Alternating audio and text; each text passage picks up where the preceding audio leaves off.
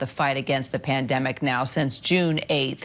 At least 1.6 million people have been reinfected with COVID across 24 states. The Omicron subvariant BA.5, now the most dominant strain across the nation, is making up more than 65% of all COVID cases. And now the San Diego Unified School District, one of the largest in the nation, has reinstated an indoor mask mandate as COVID-19 cases are on the rise there. Chief Innovation Officer at Boston Children's Hospital, epidemiologist, also ABC News medical contributor, Dr. John Brownstein joining us for more.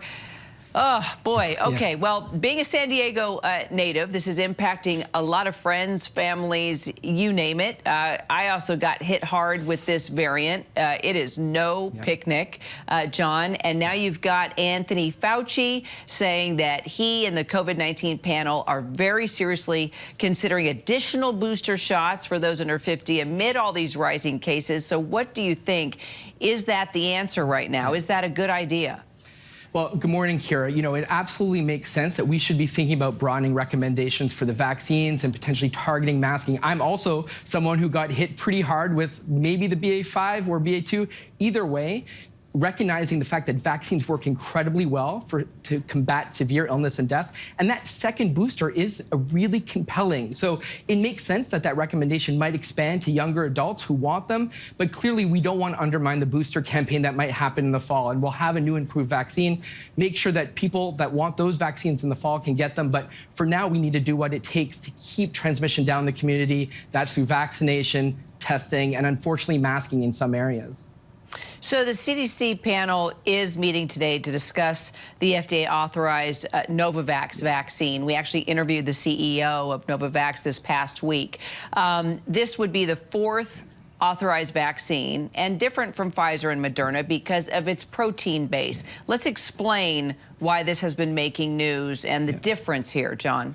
Well, the reason is that Novavax is a much more traditional vaccine because it's based on a protein, and it's very similar to other vaccines that we're used to, like the flu vaccine. And so there was a compelling argument that people who were maybe concerned about an mRNA vaccine would potentially take this vaccine. The problem is it's quite late in the game, and now we have Omicron, and this Novavax vaccine was targeted to previous variants, and now we're going to have these new and improved boosters in the fall. So it's very unclear where this vaccine will come into play. There's clearly some people waiting, but for the most people, I think it's going to be a lot to consider them to take this vaccine. I think hopefully we'll see more people taking this booster in the fall when we're targeting against Omicron. But of course, it's nice to have a fourth option right now.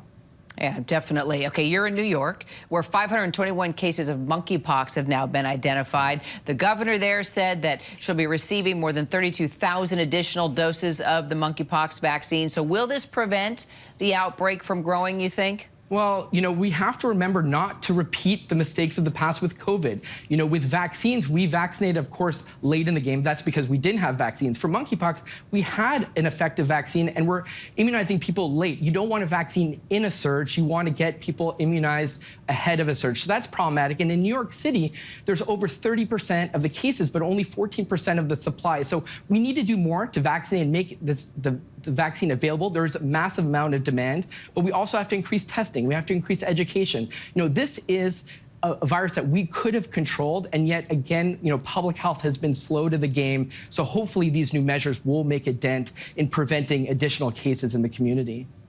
All right, Dr. John Brownstein, great to see you today. Thanks, John. Thanks, Kira.